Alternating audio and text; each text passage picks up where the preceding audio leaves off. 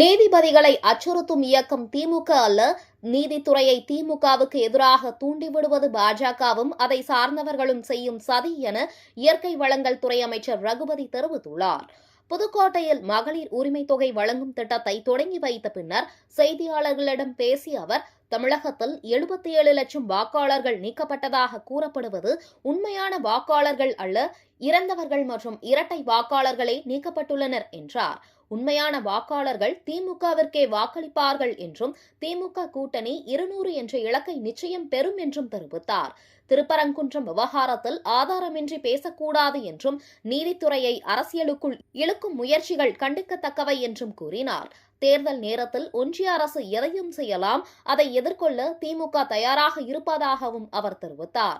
அமித்ஷா எதை வேண்டுமானாலும் கூறலாம், ஆனால் நாடாளுமன்ற தேர்தலையே பாஜக கூட்டணி தோல்வியடைந்து விட்டது என்றும் தமிழகத்தில் குளத்தை குழப்பி மீன்பிடிக்கும் அரசியல் நடக்காது என்றும் அமைச்சர் ரகுபதி கூறினார். மேகதாது அணை விவகாரத்தில் தமிழ்நாட்டு மக்களின் விருப்பத்திற்கு எதிராக எந்த நடவடிக்கையும் எடுக்கப்படாது என்றும் அவர் உறுதியளித்தார்.